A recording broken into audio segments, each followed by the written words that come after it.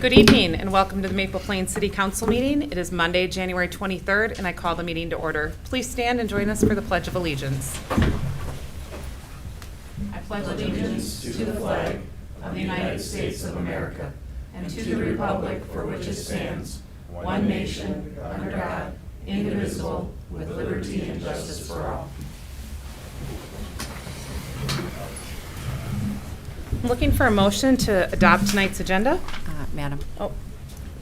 Staff would request the addition of item 11D as presented in the revised agenda before you. That would be for a closed session with our attorneys in the collision corner versus City of Maple Plain case. Okay. Looking for a motion to adopt tonight's agenda with the addition of 11D, Collision Corner versus City of Maple Plain discussion with attorney in closed session. I'll make that motion. Motion by Fay, I'll second that motion. second by Burek. All in favor signify by saying aye. Aye. Opposed, same sign.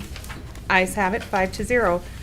First item of business this evening is I would like to welcome Chief Judge Barnett to the podium, who has come out to speak with us this evening, and we will turn it over to you, Judge. Thank you. Thanks for having me here. Had the pleasure of meeting the mayor some time ago and talked about that we had started going around to different city council meetings and giving the council members updates on the court, or at least an overview of the court.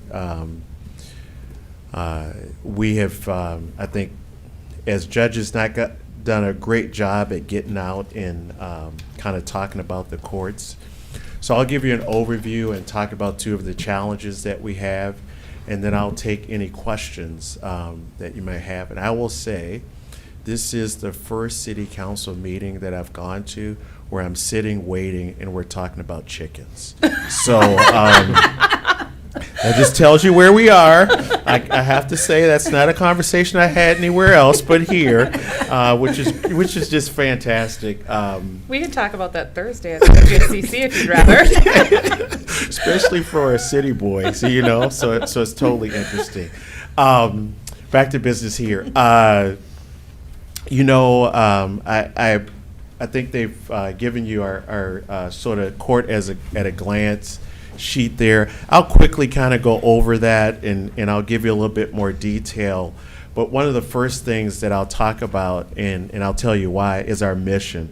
And that's to provide justice through a system that assures equal access for the fair and timely resolution of cases and controversies. And I can tell you as Chief Judge, that's our mission, but I didn't really give it a second thought until the pandemic hit. I was elected chief in May of 2020. So elected, but didn't actually, technically start until July 1st. But making that transition from May till July, I can tell you that all of a sudden this mission became super important to me. And that was, during the pandemic, how do you get cases to resolution? And then also, how do you provide access to our courts? And so I'll talk a little bit about what we're doing when I get to the challenges. But what I'll tell you and kind of give you an overview, because a lot of people don't know, Hennepin County, we have 63 judges. We have about 12 to 14 referees. But as you can see in the document that we provided, we have over 550 employees, right? So it takes a lot to get the work out of the door. Although Hennepin County is 22% of the population in Minnesota, we do any given year, to 30 to 34% of all the cases filed in Minnesota. And so some people go, well, what does that mean? We have 5 different divisions, criminal being our largest division. We have a civil division, family, probate, mental health, and of course, juvenile court. what does that mean is when you look at Hennepin County, of course, we have the most serious crimes that occur in Hennepin County. We have the most complex civil cases that occur. When you think about probate mental health, a lot of people don't, but when you think of conservatorships in probate court, a large number of those cases come out of Hennepin County. One of the things that I wanted to touch on before I get to our challenges is that, as you can see in the document, it talks about the number of trials, but also I want to talk about the number of jurors. We summons in any given year at least 30,000 jurors for our jury trials.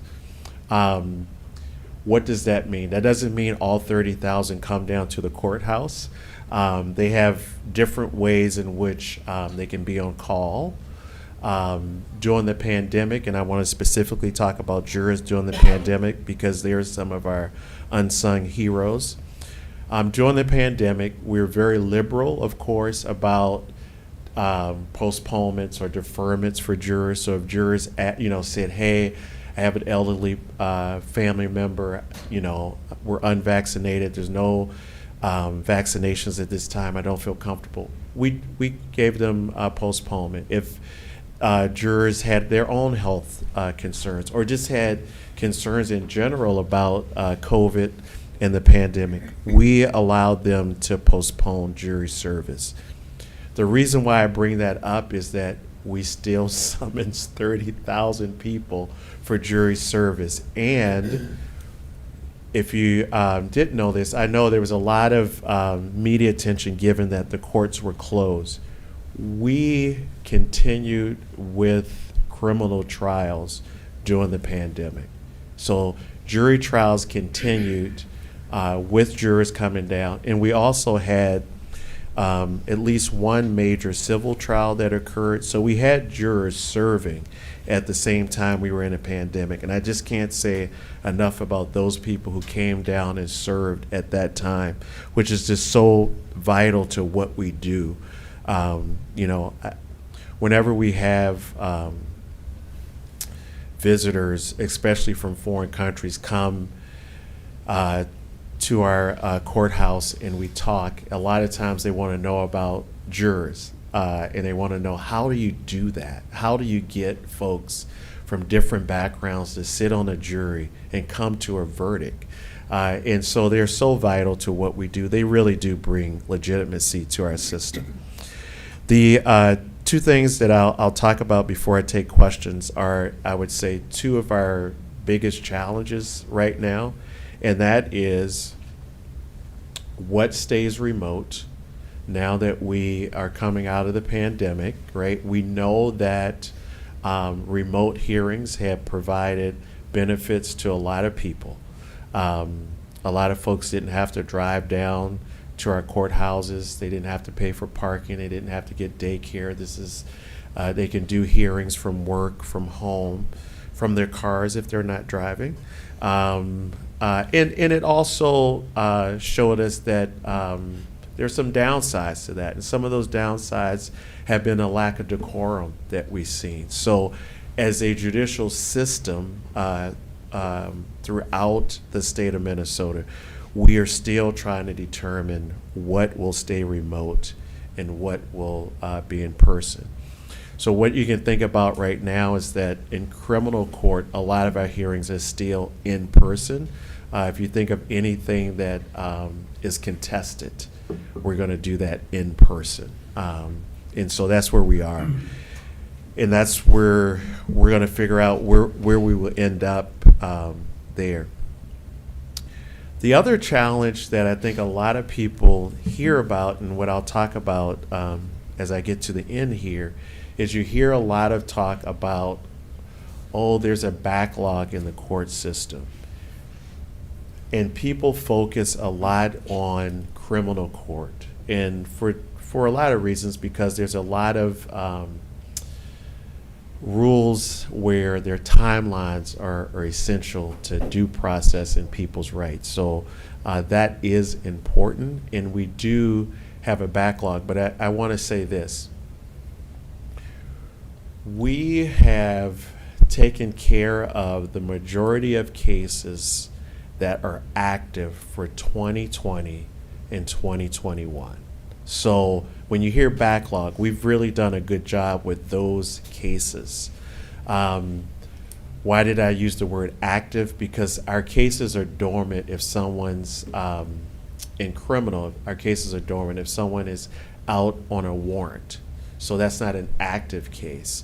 But when you have active cases, where we are right now, end of 2022, start in 2023, we're just not where we should be with the number of cases.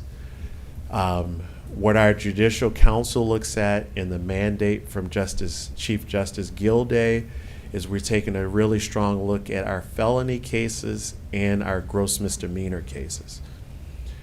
Hennepin County for 2022 had over 7,000 felony filings. That's the most ever in the history of that county attorney's office. And it comes at a time when we're trying to deal with the violence, we're trying to deal with the backlog. And so I only say that to you is that you can look at Hennepin County. If you look at only cases that come in and cases that go out, it's probably about even if you only use that as your barometer for backlog. If you look at actually the offense date for cases that come in, about 70% or more of the felony cases that we have are a year or less. So they're as far as the age of the case being in our system, it's either a year or less. So I think we're doing a great job with where we are trying to get. I have gone out and talked about this. We focus on criminal, but there is a backlog in housing. There was an eviction moratorium. And so we have hired a referee for 1 year just to help us get caught up in eviction cases.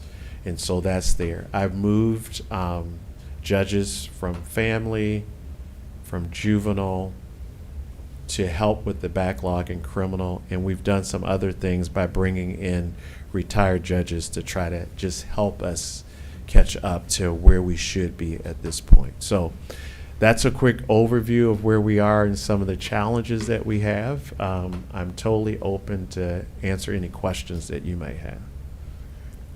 Thank you. Any questions for Chief Judge Barnett? I have a question just on procedural issues. Yes. How are judges assigned to a particular case? Can you talk through what your process is? Sure.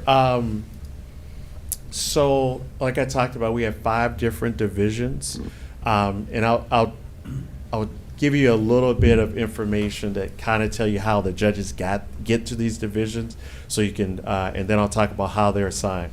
So, as a new judge coming into Hennepin County, what will happen is like we have a new judge, Judge Wood, is new. She gets here. We're one of the few districts that we have our own training for 6 to 8 weeks. The state provides a 1-week training, but we actually, when we onboard a new judge, that judge is in training for 6 to 8 weeks.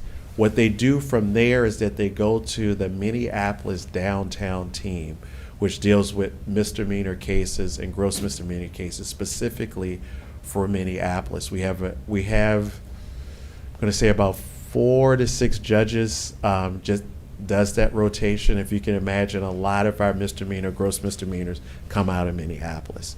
They're one of the few cities that have their own city attorney's office.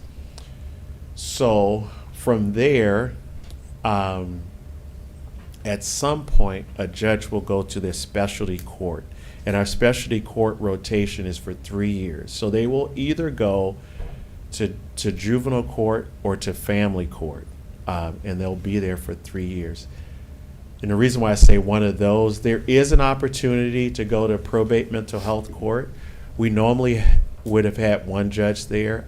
Just recently, I made it that we have 2 judges in probate mental health because we have 3 referees there as well. And we have a treatment court where we have DWI court, drug court, veterans court, mental health court. There's one judge who's there, so it's a possibility that a judge would go there. But the majority of our new judges will go to family court or juvenile court. Now, I know you thought, oh, this is a simple question. Yeah, it's a more complicated answer. In criminal, we have 3 different divisions that misdemeanor, juvenile, misdemeanor downtown team for Minneapolis. Then we have a property drug team. Then we have a serious felony team, right? So that's the criminal judges. And so they rotate through those calendars for those types of cases. And so what would happen is, how would I get a case? And on the felony level, whenever I have a first appearance or arraignments, those cases become mine. All right? For the misdemeanors out of Minneapolis, there's not a specific judge assigned to a case, so they're not blocked. Those cases are whenever that judge is on that calendar. So if a judge is on a pretrial calendar, they're just dealing with pretrials. But if a judge in felony court was on a felony calendar, that's their cases. All right? Civil court, how they rotate is a little bit different, but they have 15 judges. So just think that their rotation is a 15-week rotation, except for they're also assigned to our suburban locations. So Ridgedale, Brookdale, and what was formerly Southdale. Family as well, there's a rotation there. Juvenile court, a rotation. Probate mental health, a rotation there. So all of our judicial officers, no matter if they're a judge or a referee, in family and probate mental health, will rotate like a judge. Civil is a little bit different because we have judges specifically for petty, civil, we have judges for housing court specifically, and then we have, referees for housing court, and we have referees that'll do some criminal work for petty trials. So that's how they rotate, and that's how they get there. Thank you. So yeah, you're welcome. I might have scared off any other questions. So, but I want you just to know that it's just not as simple as being in a division. It's how you get there. So one other thing that I'll add is just that once you rotate for your 3 years, then you come back to where maybe you want to be, and that's civil or criminal a lot of time. Some judges will stay in that rotation. So we have a couple of judges in family and juvenile court who've been there for a while because they really like it there, and there's no reason to move them. Yes. Do you expect the court to ever get back to full in-person casework, or do you plan to maintain this hybrid, some in-person, some via Zoom? I'm sure it's some type of is there any push to do that? We will never go back to all in person. You won't. I will say that, and here's why, right? I've said this many places before. One, if I, without a pandemic, said, hey, the 4th Judicial District, Hennepin County, we're going to go to remote hearings. I wouldn't be your chief. We wouldn't have done it because prior to the pandemic, we thought that there was something about being in person that was super important. And it's not that I think it's not. There is cases that way, but the pandemic showed us that we can continue doing the work that we do, but we can provide more access than we could in person. And this is why every division, when the pandemic occurred and we went remote, saw an increase in participation. So think about Just think about something as simple as our civil cases dealing with credit cards, and you have a credit card company and you have the credit card holder. And a lot of times the credit card holder wouldn't show up, right? They owe money and they would default. We saw an increase in participation, right? Think about criminal where loved ones and friends and relatives could not normally come to court because they live somewhere and they just couldn't come to court for a 15-minute hearing, right? They could Zoom in to those hearings. And then the other one that I always use is I don't have a virtual deputy to go get somebody if they have a bench warrant. So why not show up to court if you have a bench warrant? I can't arrest you virtually. So we saw an increase in participation, even for people who had warrants. So the benefit for remote hearings has really showed us that there's something that we have to provide to the public. We really do. We have to provide it. And that's why I think our judiciary is going through an evaluation right now to figure out where do we go, right? Why do we require two adversaries in a family court matter to come together in family court? Something we never thought about before. But that's so volatile, right? And so not having them on Zoom is probably safer for everyone. So, I mean, those are the type of things that we never were confronted with before that we see now. So we will not be 100% in person again. Obviously, we value the relationship we have with Hennepin County, and just wondering, I know our police chief is here tonight, our director of public safety, and we don't normally open it up, but since you are here, Chief, wondering if you have any questions or comments for Chief Judge Burnett. No, he spoken last week. We talked about the new on-call schedule for police officers and defendants and how that whole system works, and then he's spoken at the Hennepin Chiefs of Police many times. I think one thing that he's clearly stated is the Hennepin County judges are not the Hennepin County Attorney's Office. And Right. if you were to ask, that would where I'd have more questions is why are cases not getting charged? Why are they getting delayed? And that's more of an attorney's office issue, not the judges or the court's issue. So I think for the most part, Ray leaned over and said, did your officers, were they able to go to Zoom court or in person? I said, we did both.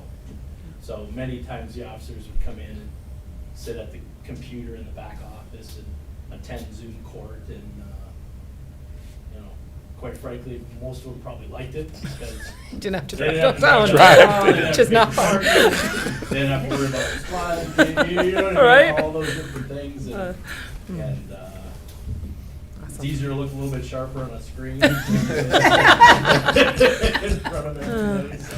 Well, Chief Judge Burnett, I do, on behalf of all of us, we appreciate you being inclusive and remembering Yes. that Hennepin County is more than just Minneapolis. Yes, it and, is. Coming out here, and I do welcome you back to come back in the daytime. Would love to give you a tour. I am and going to come try one back of when our it's establishments. sunlight, that's Perfect. for sure. We would love that. We'll have coffee or something. I would I'll have love to come that. back. All Yeah. right. Thank you so much. Thanks for having me. I really appreciate it. Thanks a lot. Thank Bye-bye. you. Safe All right, travels. bye-bye. Next item of business this evening is visitors to be heard. Are there any visitors to be heard? All right. Public comment is a courtesy extended to persons wishing to address the city council who would like to comment on something that is not part of a public hearing. The public is invited to express any concern they may have which are relevant to the affairs, policies, or practices of the city of Maple Plain. Speakers may approach the podium one time to make remarks that shall be limited to 3 minutes. Should you wish to participate in public comment, please state your name and address when addressing the council. All remarks will be made from the podium and should be made to the council as a whole. Personal attacks are prohibited, as are obscene, profane, and threatening language. Public comment is not a time for council discussion or a response, but for hearing the speaker's concerns only. Questions to the council will be for clarification only. If necessary, a staff report on public comment subjects will be prepared for the next city council business meeting. Welcome. All right. Hi, I'm Joel Wallace, and let's see, I'm reading down to the thing. Oh. I'm at 5810 Amy Lane, and I promise not to be obscene, profane. The worst thing Thank you. offensive is I ate a lot of garlic before I came, and I apologize. So my biggest thing that I wanted to just discuss tonight was, I'm sure that you haven't heard this at all, but the plowing this year has been abysmal at best. And I was talking with Mayor Julie beforehand, and I will admit to the fact that it took a lot of guts to go and admit on Care 11 that there was a problem. And now the question is getting it fixed.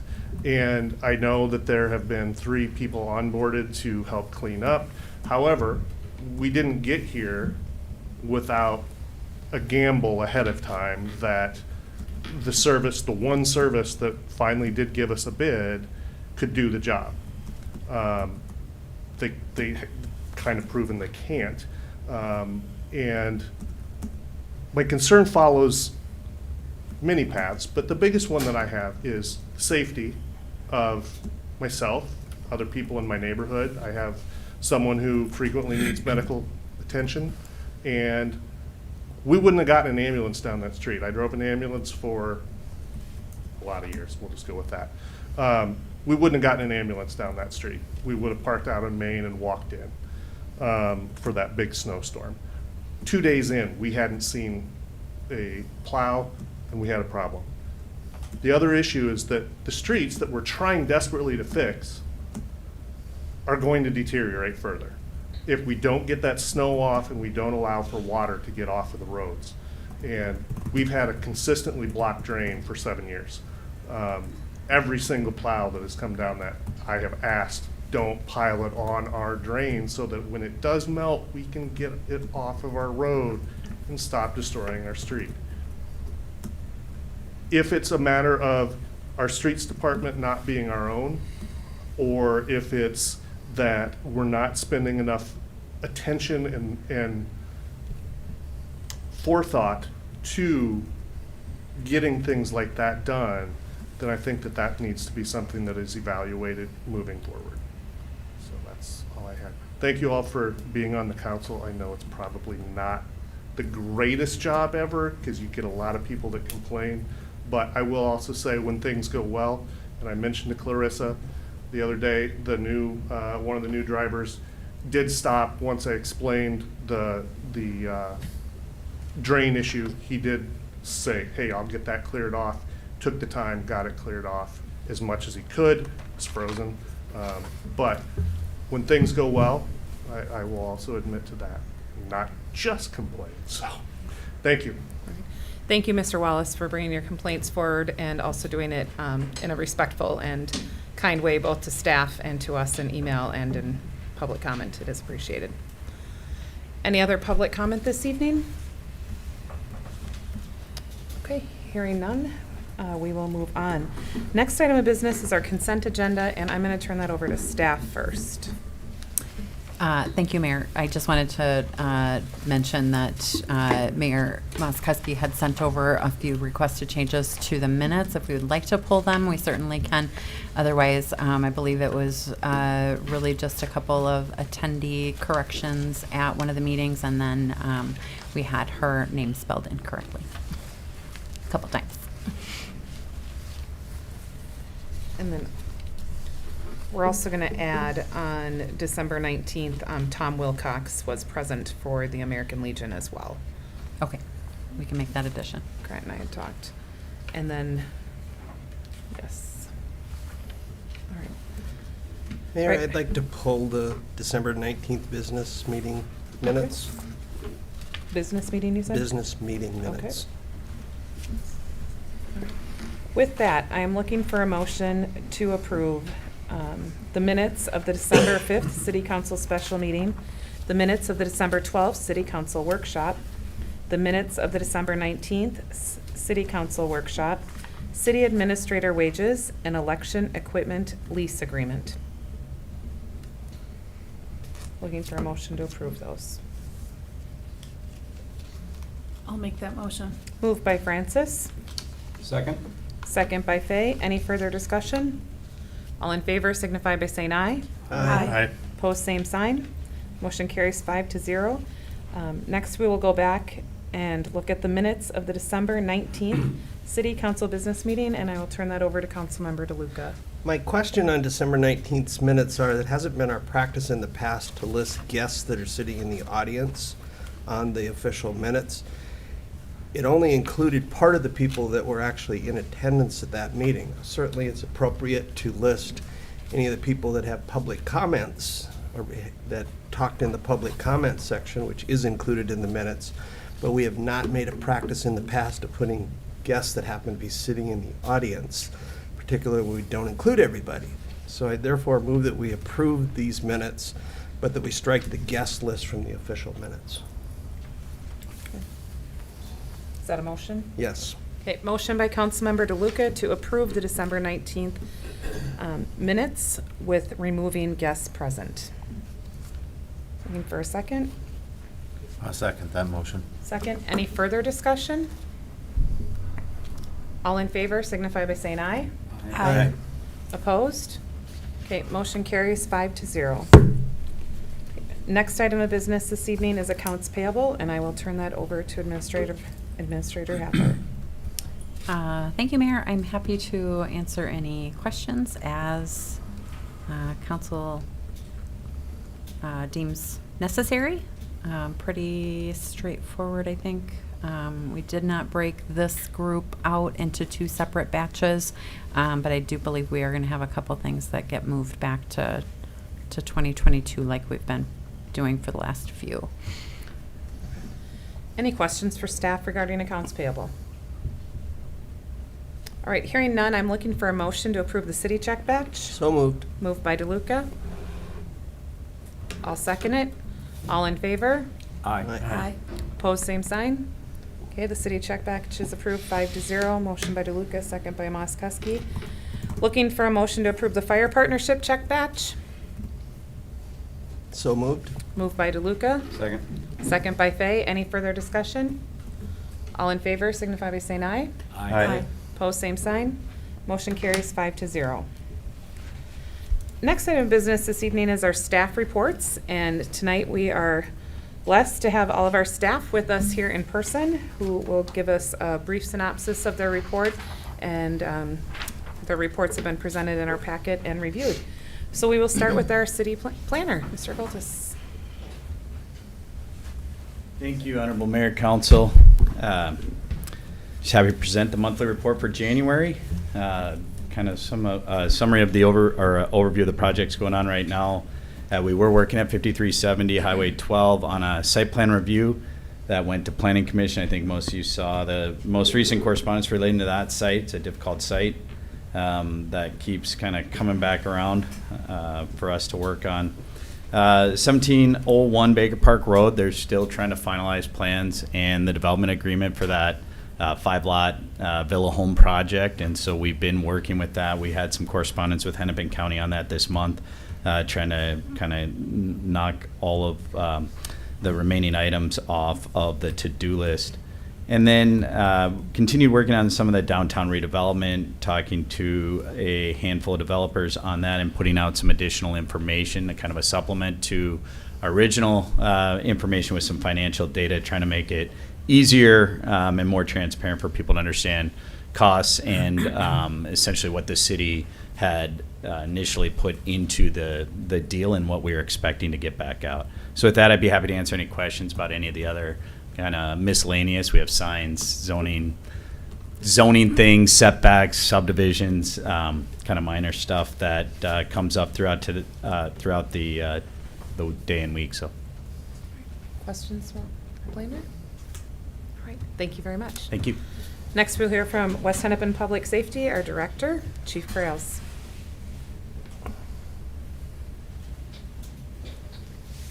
Thank you, Honorable Mayor and Council. Glad to be back. Haven't been here for a while, so we'll give you kind of the year-end report and the activity report for December 2022.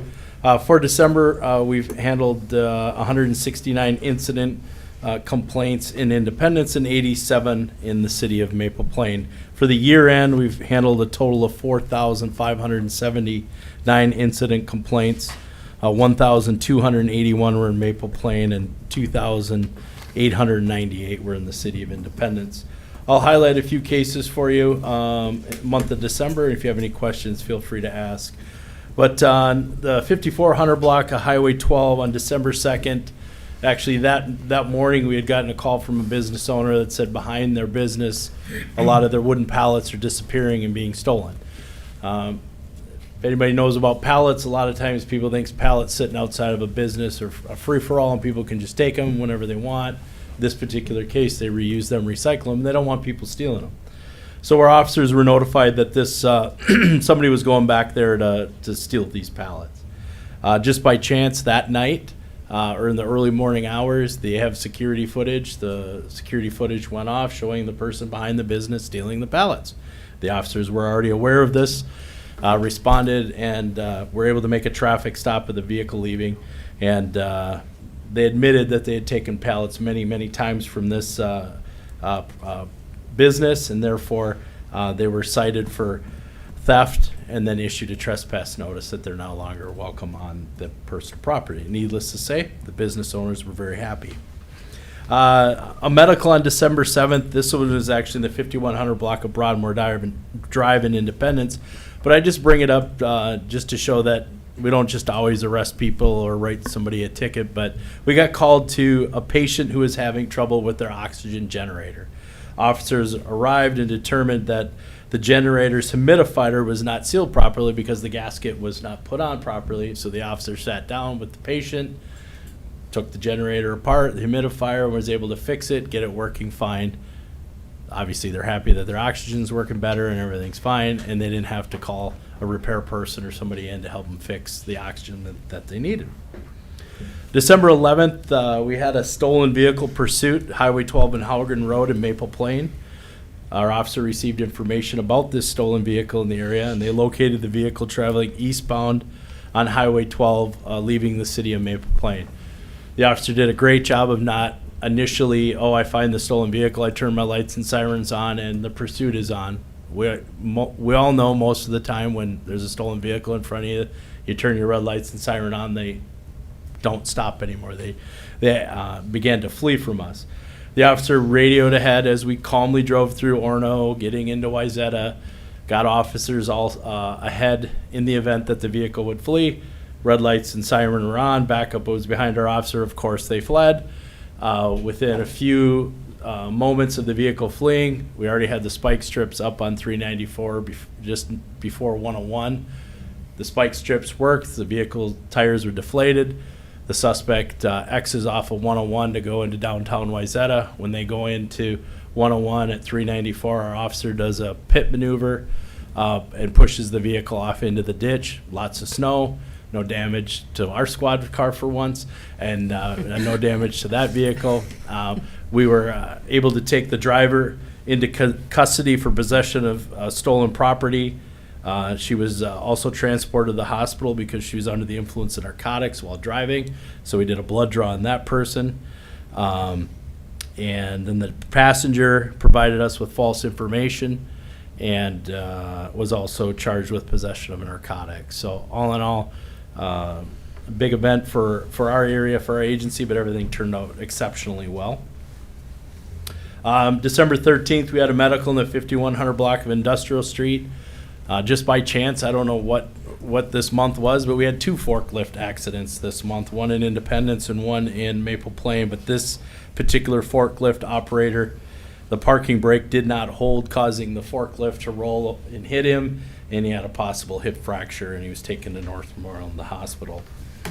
Highway 12 and Pioneer Creek Center in Maple Plain were dispatched on December 16th regarding a traffic complaint, vehicle traveling all varying speeds, unable to maintain their lane of traffic. We made a traffic stop on the person. They admitted they did not have insurance.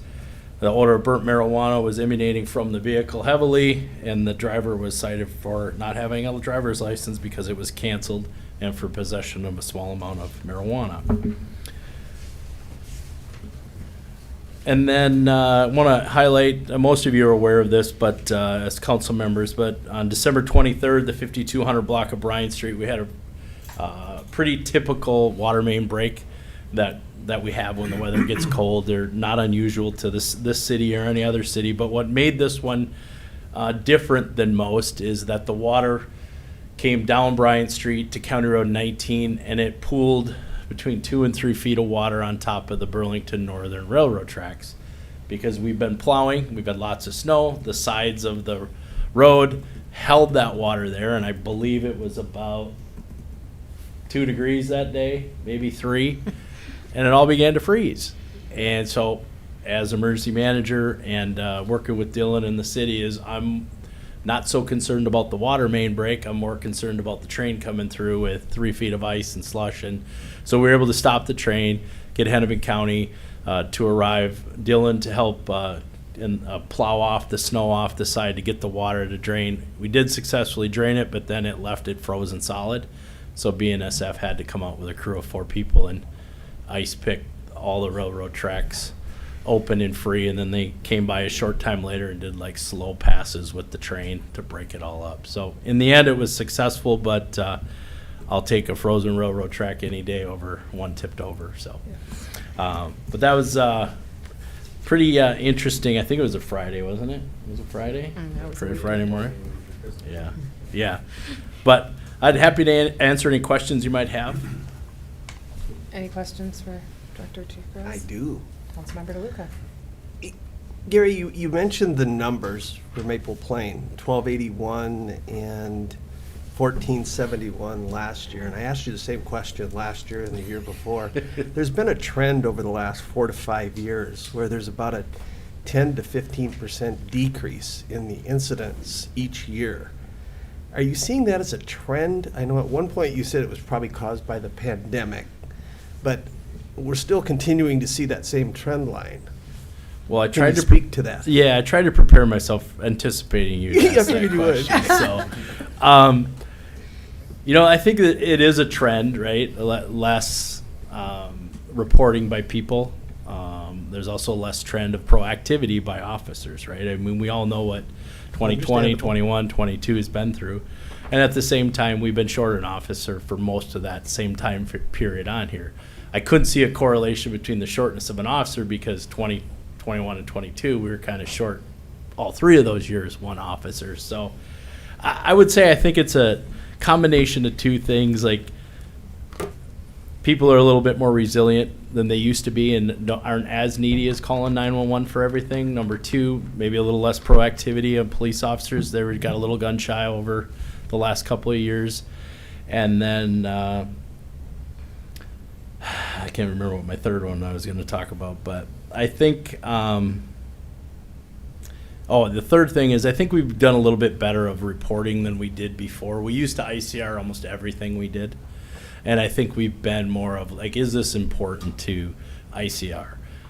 Some examples of that is, in the past during this time frame in the 2020, we used to do an ICR every time we locked your warming house for you or unlocked the bathrooms, or we came over into your city and did something like that. So we don't do that anymore. We don't do those lockups and unlocks. And then we also don't necessarily ICR all those little incidents that we did years before. I think we've come accustomed to, and some people would say, the numbers game, show what you're always doing, which I want you to know what we're always doing, but at the same time is the cost benefit of, so the officer pulled over on Highway 12 and Hulgan Road and there was a dead raccoon in the road. We used to ICR that as an incident that we did. We don't do that anymore. Well, and you used to do the compost site as well. We used So to you had lock the compost the site. So I think restrooms, there's a there was combination of all lot. 3 of them. Better, more quality reporting, less proactivity, and then the first one, people are less as needy, I guess, is probably the way. I think the pandemic did get people a little bit more self-sustainable for themselves and to kind of understand that. So I think those 3, but we are seeing a trend. Now, I did look at it. Now, there were 4 months out of the 12 that we were over what we were last year, and I cannot correlate why those months were just busier than other months. So But I'll keep looking into that, And because the it is a road's been trend. redone too. What's that? The road's been redone too. Is that Yeah, I an think opinion? that did, the Highway 12 traffic the last couple of years, I mean, we were spending more time in other areas with the detour around Maple Plains, so we'll see what this year brings. Plus, we're in the process, hopefully we Hopefully get we'll somebody get you to full hired. staff. Yeah, here in the next couple of weeks, so. All right, thank you. All right, thank you. All right. Next, we'll hear from our city engineer, Mr. Martini. Thank you, Your Honor, members of the council. For the most part, recently, it's been more of the day-to-day kind of activities to support the city. A lot of collaboration with the other staff members. Some of the projects that Mark had mentioned as far as needing some planning review and site plan types of things. We've been providing some engineering review of those sorts of projects, both for the 5370 Highway 12, also 1741 Bud, providing some comments related to those projects. Something that we've been doing ongoing has been providing some information for the newsletter related to best management practices related to storm water, helping residents or educate residents related to what they can do, the things you can do on your own property to help us manage stormwater and keep our resources clean. We have later on the agenda here, we'll go into more detail, but we had a meeting with the Council of Environmental Services about a sewer surcharge, and have put some work into developing an investigation plan there that we can talk about here shortly. Clarissa and I met with a resident from Bryant Street, had some questions related to maintenance of his sewer line, talked through that, and kind of gave them some direction on where to go, and kind of a to-do list for us to keep an eye on a few things in the spring related to that. And then just ongoing discussions with the CIP, continuing to look at our streets, working with staff to just develop a plan and kind of set priorities as to where we go from some of our infrastructure improvements. Coming up this year, we're working on putting together a seal coating plan and some crack sealing for street improvements this year. They'll be coming to you at a future date. The sewer improvements, the sewer lining project that we have out, if you can recall, we're in the ditch of Highway 12 and Baker Park Road. The original plan was to hopefully get those lined this winter. With the amount of snow we have and where those manholes are located, just being able to access those efficiently has been a challenge. So right now we're looking to push that off more towards spring when the weather can cooperate with that. And then we still will have some of our punch list items for buttoning up the Highway 12 water main replacement project that we'll take a look at in the spring. Other than that, I'd be happy to answer any questions they have. Any questions for Mr. Martini? Thank you very much. Thank And you. we'll hear more from you soon. Next, we'll hear from Mr. Haflock, Public Works.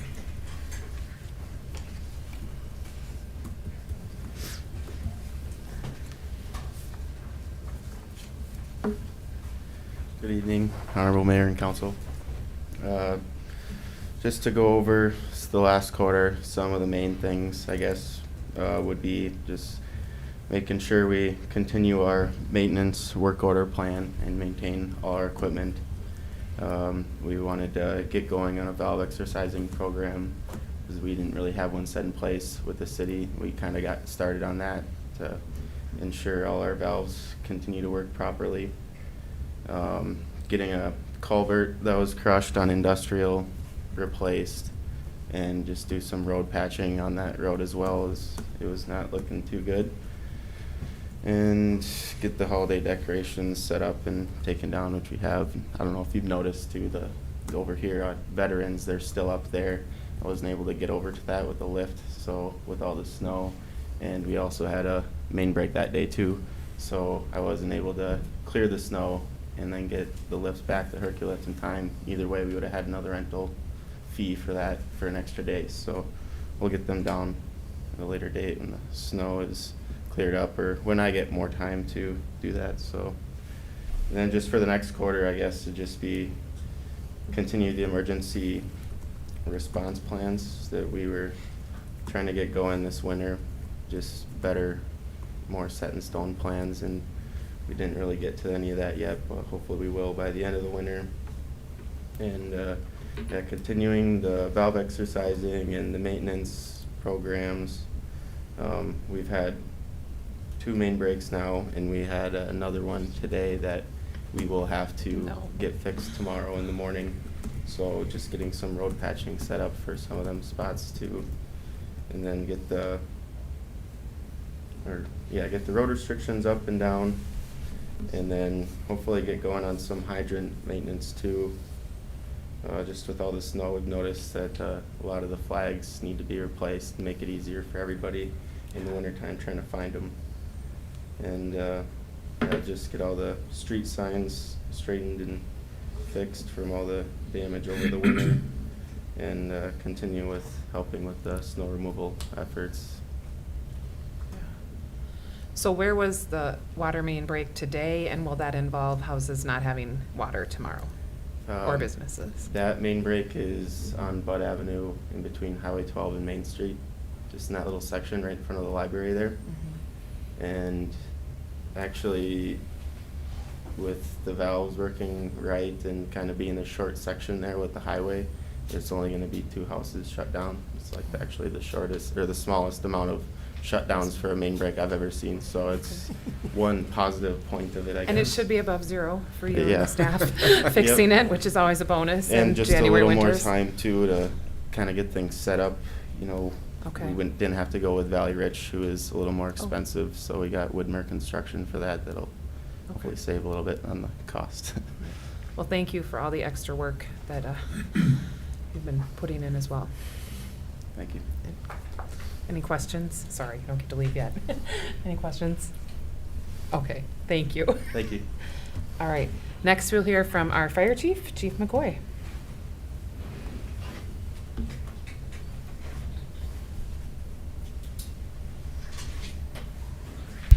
Good evening, Honorable Mayor and members of the council.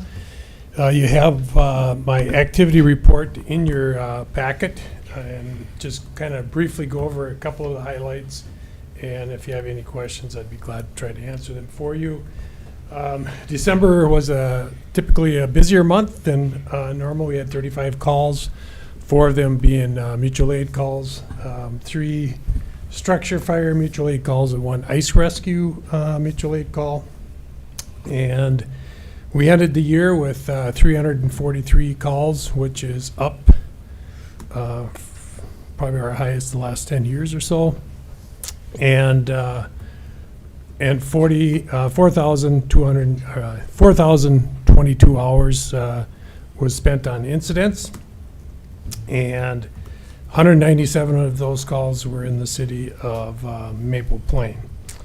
The couple other highlights I just want to kind of touch on is our training hours. We had 2,095 training hours, man hours, person hours for the year, and in general attendance, which is admin, truck inspections, station maintenance, PR events, was 1,343. So we had a total of approximately 7,400 hours that were our firefighters put in for the year of 2022.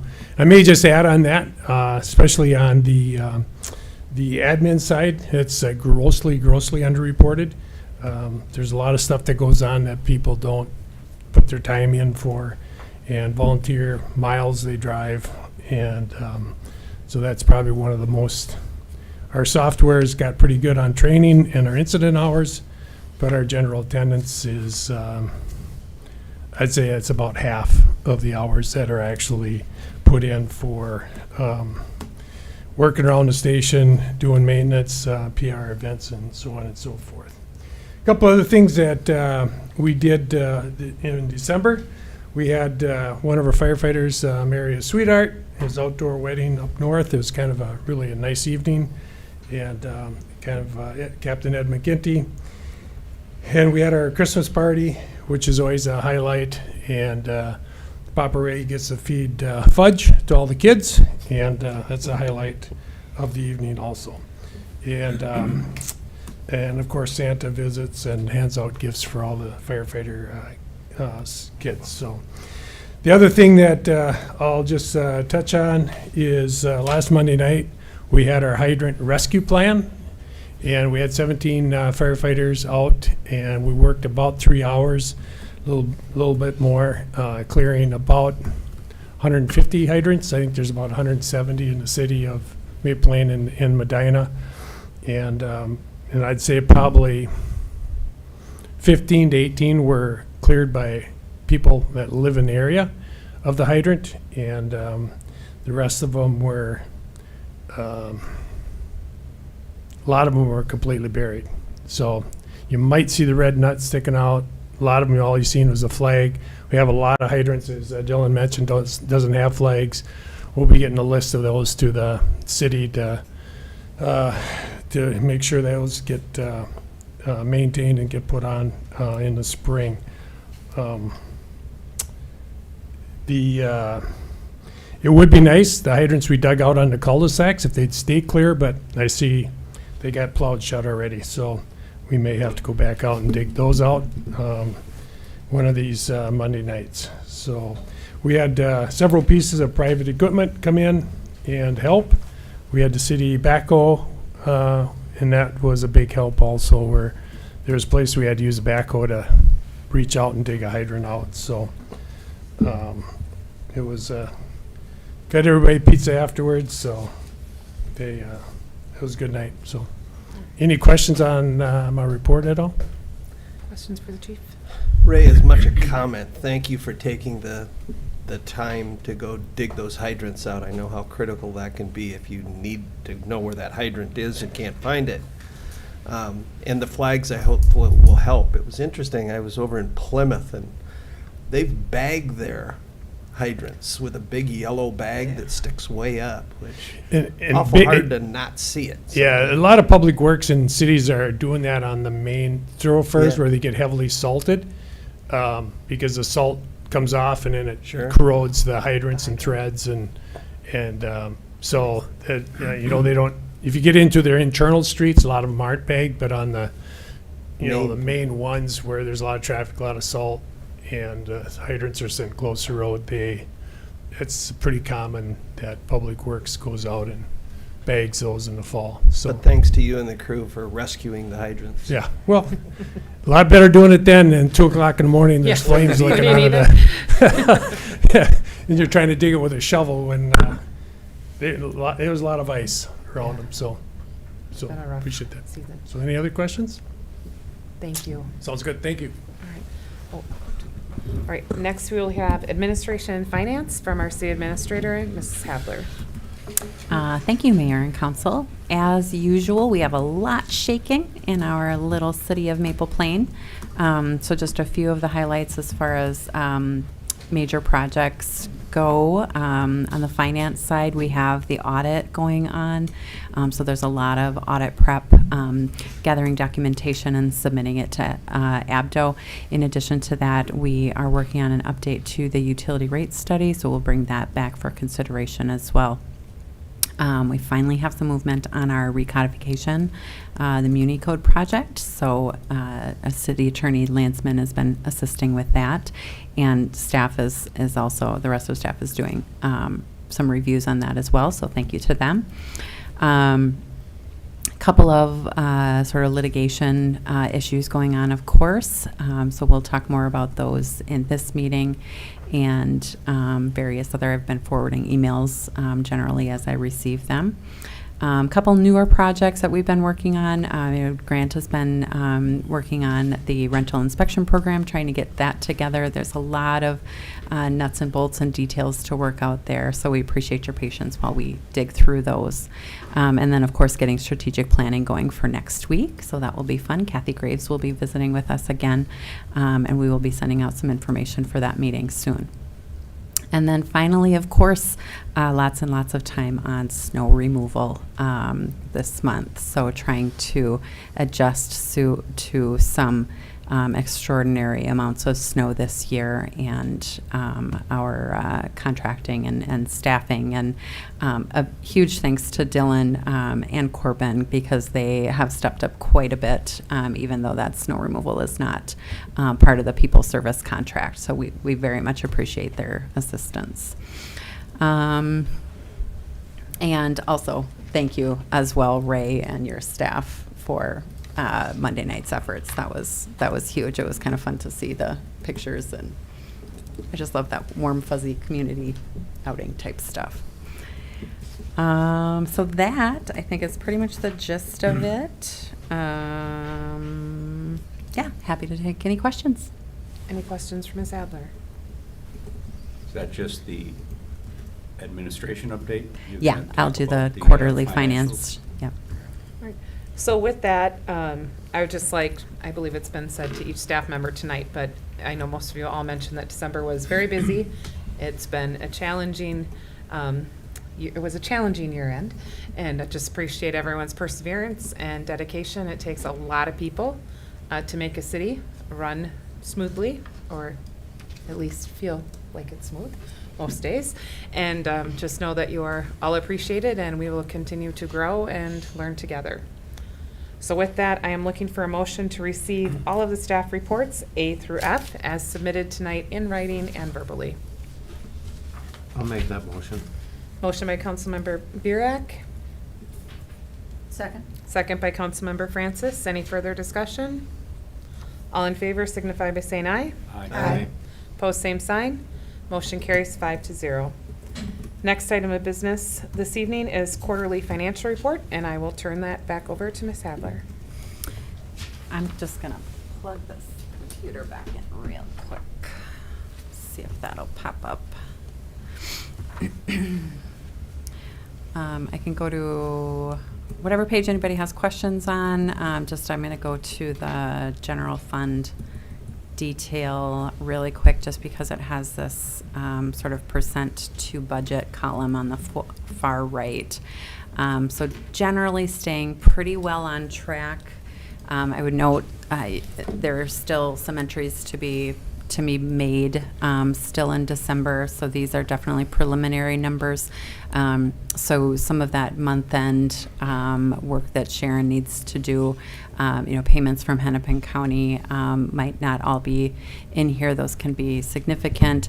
Some of those audit entries where we've been separating out payables in 2022 and 2023 batches, while we do that as separate batches, they are still entered within the year that they are paid, and so they haven't been moved back or moved forward just yet. So, Mayor, you had asked about the rent and the PD. It's just that we've paid for January, and we haven't backed it out of 2023 just yet.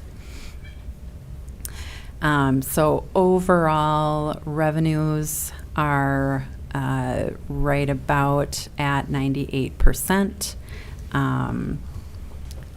Expenses, I'm just going to page down to the bottom here, are around 99%.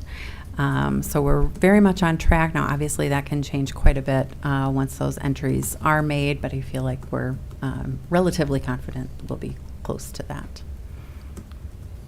So happy to answer any questions. I mean, there's a lot of detail in these reports, but.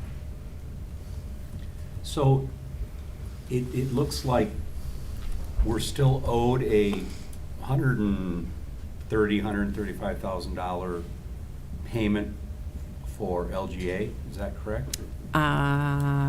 Yep, that's probably one of them that has not Okay. been, and again, it might have come in and maybe it just hasn't been entered just yet. Okay, but the nice thing is, if, I understand the numbers are gonna ebb and flow, but that is a large, sizable chunk. It's not 3,000 and 7,000, it's $130,000. Oh, yeah, so our That revenues are puts- gonna That jump. puts our revenues up at 106%. Yeah, Okay, now, I see we're right on because we pay the same amount of money for fire services, which we're at 100%. Do you know why? Did we prepay $67,000 of police services? I believe we do pay those a month in advance. Gary, can you speak to that? Have you guys? Typically, I believe that the first week of the month. So you may have paid it earlier in December for the January. That seems about right in that Yeah. amount. So it'd probably just be a journal entry, possibly back in the. Because if that's that's why I'd the asked case and you back that $67,000 out, then we're at 96% in expenses.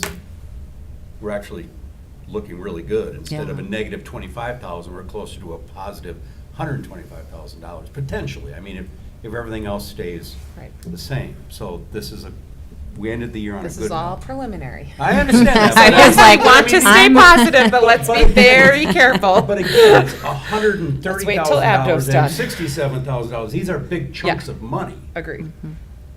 Okay, that's good. And that's why I had asked ahead of time about police, because I was like, wait, Oh, this is budgeted monthly. That's what she referenced at the beginning, but that understand. makes sense. Because we approved December, January, and put that together. Mhm. Yes, I like your positivity, and I hope it stays that way. We will celebrate soon when it does. All right. Any other questions regarding finance? Okay. Sounds good. I don't think, do we need a motion? We should probably have a motion to receive that. So moved. Moved by Councilmember DeLuca to I'll receive the second report. that. Second by Councilmember Fay. Any further discussion? All in favor signify by saying aye. Aye. Aye. Opposed, same sign. Okay, motion carries. Again, thank you for the great work. Thanks. Lots of details. Next, we'll move on to new business this evening. We'll begin with letter A, request for quotes for 5210 Main Street, the building demolition. And I'm going to turn that over to Ms. Adler. Thank you, Mayor. So we are essentially just kind of getting our ducks in a row here.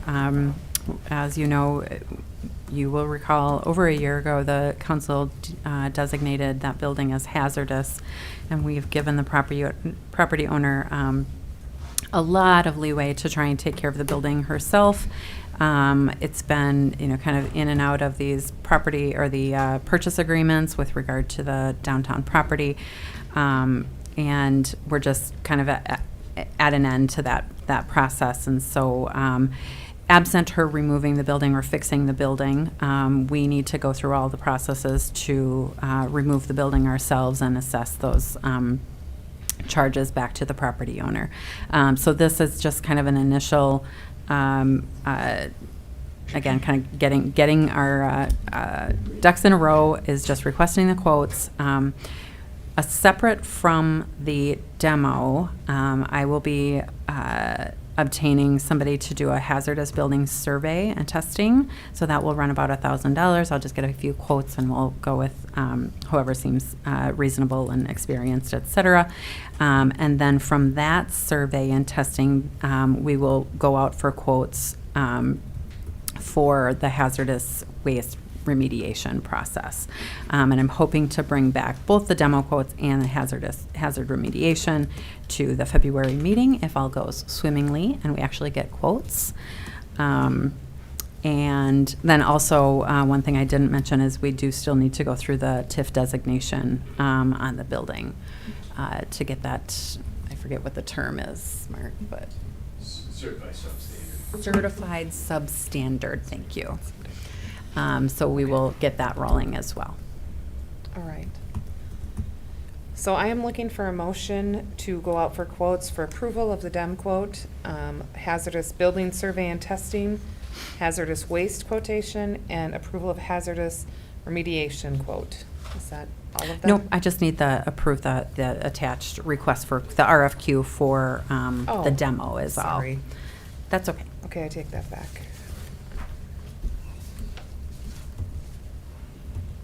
So moved. Moved by Councilmember DeLuca. This is just for For the the R. demo. It's just for the Has demo. nothing to do with hazardous waste materials. No, for the hazardous waste, we'll essentially be taking the survey and testing that's done and sending that out for quotations and then bringing back those quotations. So right now, you're approving page 72 in your packet, the quote or bid solicitation. Well, it's And we three, have a motion by, yes. it's a few pages, Few but yeah. pages, but that's the beginning of it. We have a Yeah. motion by Councilmember DeLuca, Second? second by Councilmember Francis. Any further discussion or questions? Hearing none, all in favor signify by saying aye. Aye. Opposed, same sign. Motion carries 5-0. Could I also just clarify, Mayor? This is in case the property owner, this isn't a given. We still have a number of steps with regard to the property owner. We're going through litigation. We're waiting for a hearing on that, while also we're trying to work with the property owner on an agreement to bypass the court order. So these are really just preparatory steps in the event we do need to take that building down. Any other questions for staff or comments regarding that? Okay. All right, anything else you need from us on that? Nope. All right, with that, we'll move on to the I&I plan for Met Council, and I will turn that over to Mr. Martini. Thank you, Your Honor. This is an item that came up this fall.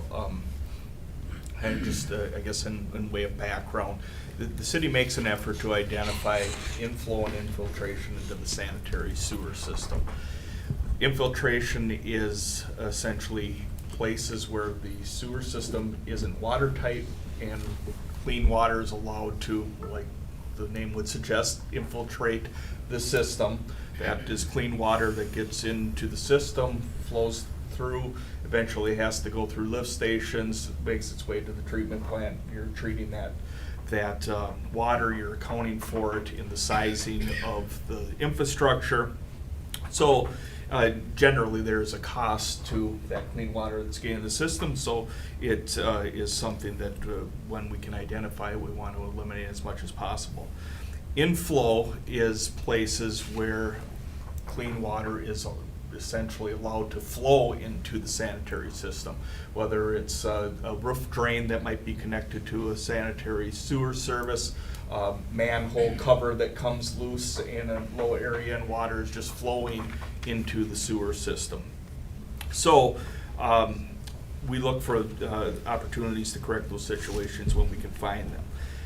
Back in November, Met Council notified us of a sewer surcharge that occurred at the Met Council lift station that's located in the corner of Poplar and Willow. And as they presented to us and evaluated the flows associated with that surcharge, what it appears is that a large amount of flow was able to enter the system in a short period of time, which would indicate that there's some sort of an inflow event, not just kind of accumulation of that water seeping into the system. So with that understanding, we had a meeting with staff from Met Council back on December 7th. We had myself, Clarissa was there, Matt from Bolton and Mink, Dylan and Greg from People Service. We're all there to kind of review the information, talk through what any ideas that we might have that what could have contributed to this. Now, typically, when there's a surcharge like this, Met Council would charge the city for that flow entering the system.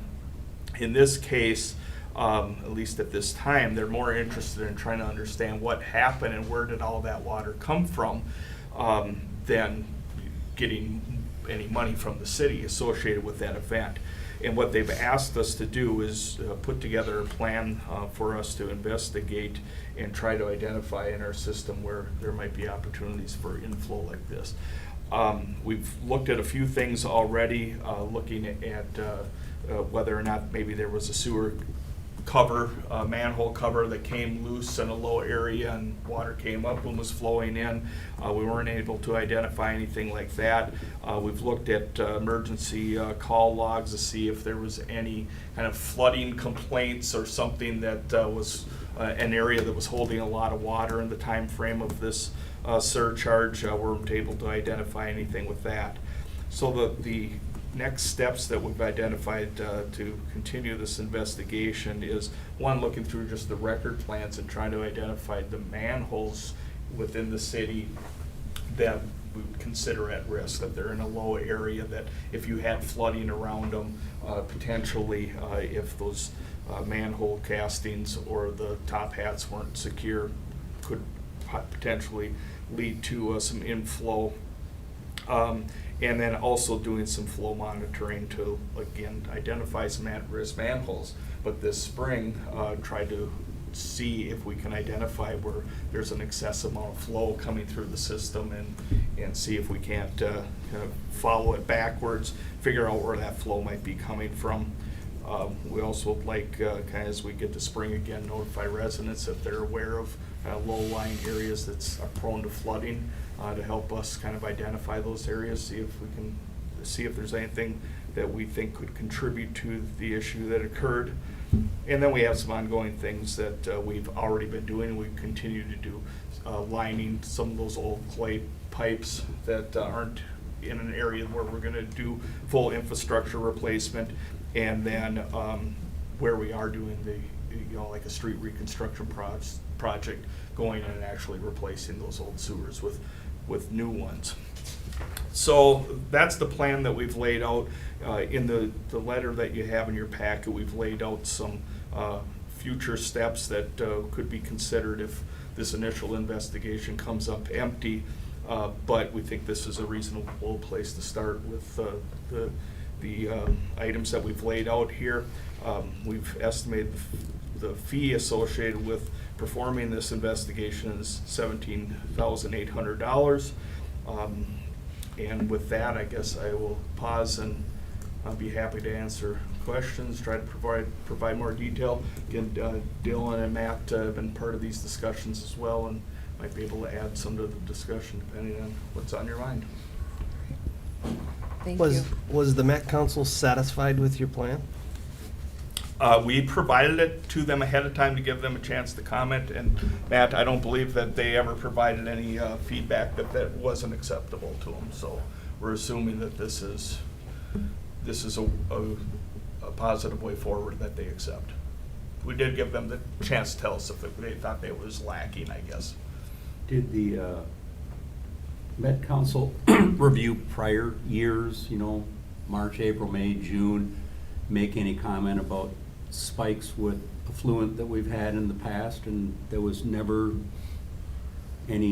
was there ever any inquiry from the Met Council back in 2020, for example, when we were doing 11 million gallons and 10.5 million gallons in a month? Yeah, my understanding is that there's nothing that kind of simulates this kind of event that we had here. They did talk about some events in the past that have occurred that they've been able to trace back to some sort of an event, a low-lying, a flooded area. Somebody takes it upon themselves to open up a manhole cover to fix the flooding and causes this sorts of things.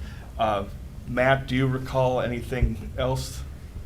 They did have they had a table where we had some similar spikes like that. So I think back in like 2014, 16. 2020, just a couple of years ago. Yeah, I'm not remembering that one off the top of my head, but yeah, there was a few where it was not necessarily the total amount, but the way it went up. So Oh. the way it spiked very quickly. I think 2014 was a big year. A lot of cities around here had that, like 7-inch rain or something like that. It's probably no surprise that I am not a big fan of spending $18,000 on reviewing things. I don't think we're gonna get anywhere with it, to be honest with you. I think we're gonna spend $18,000 and you're gonna be right where you are in your narrative where it says, if we don't find any tangible results, the next steps are these, which is modeling. Why aren't we just foregoing the $18,000 and taking that money and investing it in the second phase, which is the modeling? Because you're gonna get $18,000 of labor to spend the summer doing this, and it's not 1 through 7, it's 1 through 3, 1 through 4 are review and review and review. The other things we're already doing. Right. So, I mean, reviewing logs and reviewing data and things like that, I think we're throwing good money away for nothing. Why aren't we just going right into the second phase, which is the modeling component? Can I jump in there? Can I ask you to come to the Come podium, up please, here, just yeah. so you're on the microphone for people who watch it later? Thank you. Yeah, Matt Bauman, thanks, mayors and members of the council. The a big chunk of it is the flow monitoring, is to kind of, we'll do some of the initial investigation to figure out which manholes or which portions of the town would be the best for us to go look at, and then we would do flow monitoring. We would stick in transducers, basically they would measure the flow that's coming through each manhole, and they do that for a couple months, so we'd really get an idea of what the average flows are, and then where are we seeing the spikes. So if we need to get to the modeling, then we can concentrate it much more efficiently than just kind of looking all around the city. And it's a big undertaking to do a model of the whole city. So. Can I ask a clarification, kind of piggybacking on Councilmember Fay? If we don't do this first part of the plan, then that would affect also our development opportunities around us with the Met Council withholding their go-ahead? Is Correct. Did I understand that correctly? Yeah, and one of the things that kind of led to, so there's a breakdown in their process that let us know this. We should have known about this surcharge when it happened, right? I mean, that would have been the most efficient time and given us the most opportunity to kind of figure out what was happening at the time. One of the ways they eventually figured out that we had this surcharge and didn't realize it is one of the neighboring communities is trying to get permission to do some expansion, add onto the system that eventually flows through this manhole. And so it's difficult for them to provide approval for growth in this area without understanding what the capacity and the current status of their infrastructure is. So that is a concern, and certainly potentially puts the brakes on some of that development that people are hoping that will occur. Is this lift station where we're doing the pump repair and maintenance? No, it's different. We're talking about the Met Council lift station. Yeah, this Okay, is not ours. Not ours. Okay. And that's why if it's their rules and it's their way or the highway. Yep. And I, to your point, and Matt's more of an expert than I am when it comes to things like this, but the reason for this first step, as much as it feels like, does it get us to the smoking gun? It helps us narrow our search down if we can do that flow monitoring to try to understand what part of the town might these flows be coming from. Is that an NTE, or did you actually create a spreadsheet that says you're gonna have X many hours at so many dollars an hour, and it's gonna come up to $17,800? Yes, yeah, we took the individual components, looked at what we would have for staff time into it. The majority of it is in that flow monitoring. Is the lift station at Poplar and Willow, every drop of water going through that station starts in Maple Plain somewhere? No, they have two separate lines. So one is just the Maple Plains line that has a meter on it, and then there's another one From that I think somewhere has- else. I think it has 3 communities or parts of 3 communities that comes in, but it's on its own separate meter. So they were. And pretty it was clearly our they could say meter it's- that had the spike. Yes. Yeah. So then we would know that water came purely from our site. Mhm. Well, and We just don't know where. Right. Correct. And we also want to be very careful because Met Council also could have fined us substantially for the spike, which probably would be more than $17,000 from stories I've heard from neighboring communities. Yeah, and it's, from my perspective, it's tough thing. So it's, on the one hand, you can look at it almost as punishment. I don't think that's the intent here, right, is to make you do things that, just to go through the effort. Again, back to the planning and trying to account for the larger system and plan appropriately. This is an important piece of information to have. But as I mentioned earlier, inflow and infiltration in general, there is a real cost to that to the users. So anything that we can do to help tighten up the system, whether it's something like this or just the general infiltration issues that tend to happen, is a benefit to the And remind us end when user. that spike happened. It was May 11th, Of 2022. I think that was like a 3-inch rain event in a flash. Very like sudden too. Like it all happened at once. Like Downpour. So you'll just be monitoring whenever there's a rain event, because you can't create a 3-inch burst of rain, so you're just gonna Right, other than, this spring, we would anticipate is gonna give I us was some gonna say. opportunities when snow's melting to create some wet conditions at least, to hopefully help us identify some of this. Any other thoughts that? you Yeah, have, so Matt? we assume like we're gonna try to monitor for like 2 months, and hopefully that gives us enough information to narrow it down. And obviously, yeah, not now, we do it in the spring. So we're gonna be looking at yet another cost for the monitoring phase. No, that's part of it. Is that in this That's in this. 17? Yes. Or that's, Yes. yeah, Right. that's why I read it. And I would mention, we're going to be doing the monitoring, but then we're also going to be keeping an eye out, Right. above ground, for looking for areas that are Pooling and. pooling, yeah. So, And you kind of opened up the line of communications with Met Council too, is if they get an alarm at that lift station Let us know. part of the protocol is to let us know right away too, so that we can kind of Not start 10 an months later. investigation while an event's happening versus trying to figure it out after. Or the 7, fact. sorry. Cut them some slack. All right, I am looking for a motion to approve the attached incident investigation plan, submit to Met Council, and proceed as directed in the plan.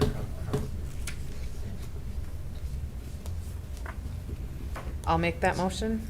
I'll second it. Motion by Moskowski, second by DeLuca. Any further discussion? Hearing none, all in favor, signify by saying aye. Aye. Opposed, same sign. Motion carries 5-0. Thank you. Thank you. Next item of business is our water modeling quote, and I will turn that right back over to you guys. Do you want to lead it, or is this all me?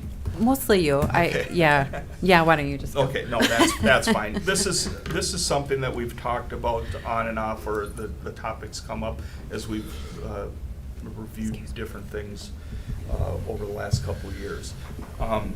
Right now, we really don't have a real good understanding of how the water system operates. We've looked at the system from the standpoint of just kind of a supply and our ability to produce water, deliver it to the system versus the consumption that's out there, but don't necessarily have anything in place that kind of indicates how that water flows through the system, what the fire flows are at different parts of the system. And when we look to do some of the reconstructions that we have planned, replacing undersized water mains, aren't able to necessarily have real good information to tell us if there's upsizing that should be done, how the system should be looped in certain spots. We've talked about in the past where we have some larger lines, water lines down in the southeast part of the city. When you get down around the Gateway, Subway, Holiday, we have some new lines that are larger size down there. But right now, we also have some bottlenecks in the system, so the water that is coming out of the water tower has to go through 6-inch lines before it can feed some of those larger lines. We've had questions come up, whether it's something in town that may be a user that has more water demand, not necessarily having an understanding what impact that might have on the city or on the system. The Medina town home development came up. Again, we know that we can supply the water, but we don't necessarily have an understanding of what the effect that might have from a fire flow standpoint to serve various city portions of the city.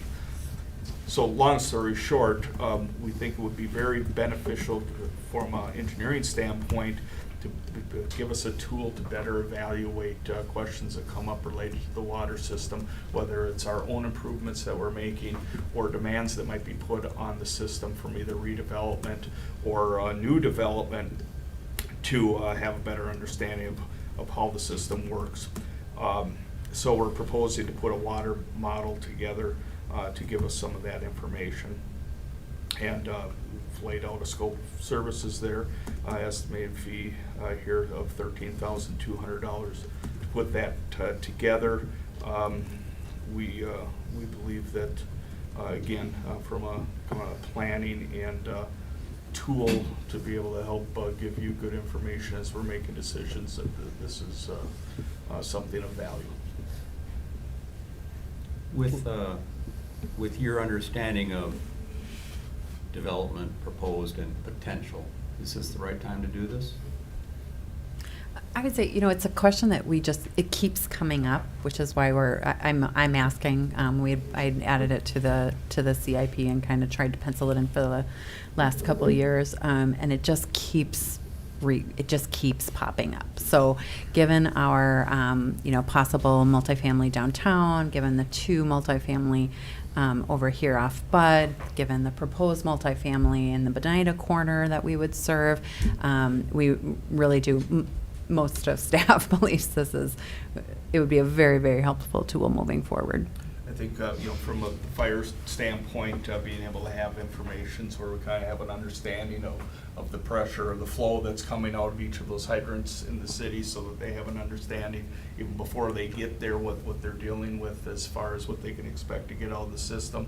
The other thing that has come up that, potentially just kind of the exercise of going through this helps is the Highway 12 water main replacement was an example too. There's some kind of complex ways in which the system is connected and what goes across the highway, what's tied to what. If you're going to shut off some valves that try to isolate area, what are you shutting off? And I think that this model, again, just exercising and putting together can give us a little better understanding of how some of the system is just put together. And, again, a tool to consider whether or not there's some improvements that can be made to the system, make it a little bit more efficient to isolate some areas.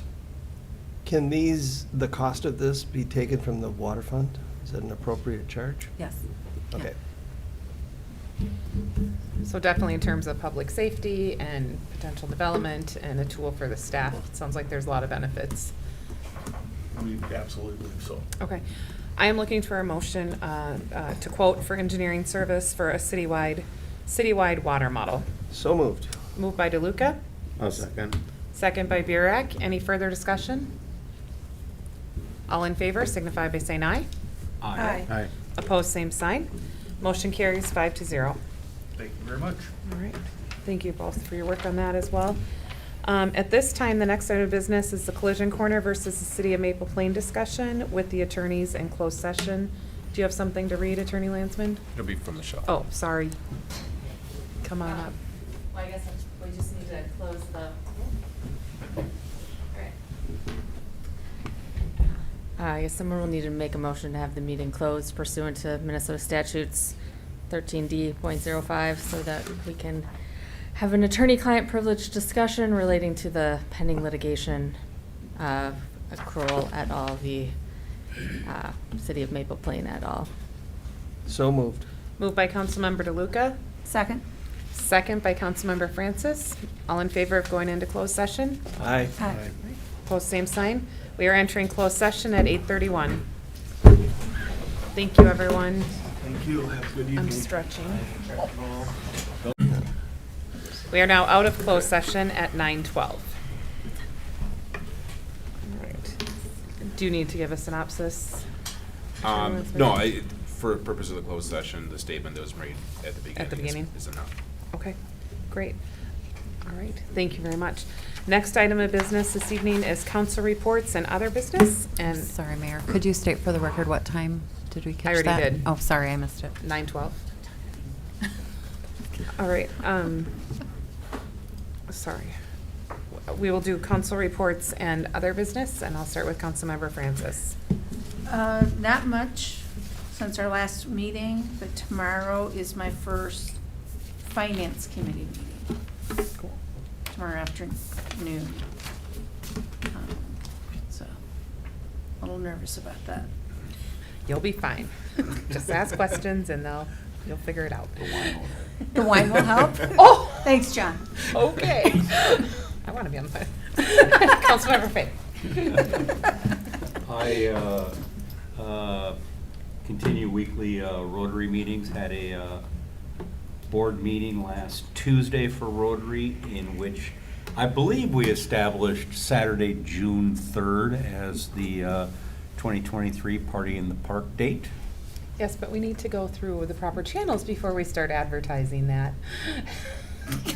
Like, make sure the park's available and all that good stuff. So, yes, Start save the kicking date people out, it's potentially. fine. That's not graduation. Doesn't matter, it's the first Attended Saturday in Fire June. Commission earlier in the month, department year-end recap, as well as approval of the Partnership Relief Association contribution. Attended the special meeting in which we swore in 2 new council members, pair of workshops, tonight's business meeting, and like you said, tomorrow will be the first finance meeting of 2023. I think we'll get our feet wet and kind of establish maybe some priorities and some directions, and try to establish some preliminary goals to see if we can't follow them throughout the year. Councilmember DeLuca? Put a plug in for the Citizens Advisory Panel. For those of you that are watching, Grant and I will be convening a Citizens Advisory Group this spring. So for those of you that are interested, please think about joining our group. It will help look at the public spaces in the city, how we're maintaining those, how we're using those, how we're growing those, and how we're trying to improve on our public spaces. Thank you. So I've attended the Pioneer Sarah Watershed meeting. Definitely a lot of acronyms I gotta learn. But- Watershed world. Yep. But it was pretty interesting on how involved they are with everything that goes on. So, and what good they try to bring forth. You've got good staff to work with there, very dedicated to their trade. So, then looking forward to Police Commission tomorrow. So, Right. yeah. Sounds good. All right. I was able to attend the potential fire district meeting, and I know we talked about that a little bit more in depth at a workshop, but just, again, keeping in communication with our neighbors, what's going on, while also realizing we need to focus on ourselves so we don't continue to fall further behind in our building maintenance and plan for our city as well. So trying to walk that tightrope, doing that. Regional Council of Mayors of this month was interesting. We had the Twin Cities Housing Alliance there. So with all the development going on in and around us, and I learned a lot about them, and the big things are the 3 Ps to promote policies that foster a healthy housing market and lead to conversations, protect and enhance existing housing, and produce more units. So it was just interesting, and there was lots of learning opportunity at that. Again, Rotary's been keeping busy. Fire Commission was able to attend the Chamber of Commerce meeting. It's always good. The speaker was more taxes, and as it's that time of year with Councilmember Francis and some staff who were at that. Northwest Hennepin League this month was really just city updates and people sharing. A continued theme that we hear is cities are stealing staff from one city to the next city, and there's just not enough staff to go around, in particular public works staff. So I went to the Friends of the Downlow Senior Center, and we have now done the Articles of Incorporation, and there is a nonprofit. The biggest item right now, they're working to purchase a handicap accessible van, which is $48,000, and they already have $21,000. So we have a meeting Wednesday morning, and we'll be going to the bank to sign that paperwork and get started. So that's been good. We had a Highway 12 Safety Coalition meeting, Councilmember Francis, and I attended that. Not a lot, it was more just updates. They are trying to recruit some new leadership for that and hoping to share that a little bit. Was able to attend the League of Minnesota Cities, Minnesota Mayors Association, my first meeting, so that was just last week, understanding how the intertwine of that all works, and then we were planning a little bit for the strategic retreat that will be coming up with that group in March. So looking forward to that and having opportunities to network and learn some new things. Councilmember Burek and I will be attending Police Commission tomorrow morning. So that'll be a nice kickoff to the year. And then also just want to put a plug in for the Citizens Police Academy. If you have not attended that, I know many of us sitting around this table have and are advocates of it, but it is time well spent. So if you are considering going at all, please reach out to our police department or to any of the Citizens Academy alumni, and they'd be happy to help answer questions or walk you through that. So yeah, it's hard to believe that it's 2023, and there's a lot going on in our little city. Any other reports or other business this evening? Anything from staff? All right, I am looking for a motion to adjourn. I'll make that motion. Motion by Francis. I'll second that motion. Second by Kira. All in favor? Aye. Aye. All right, the meeting's adjourned at 9:19.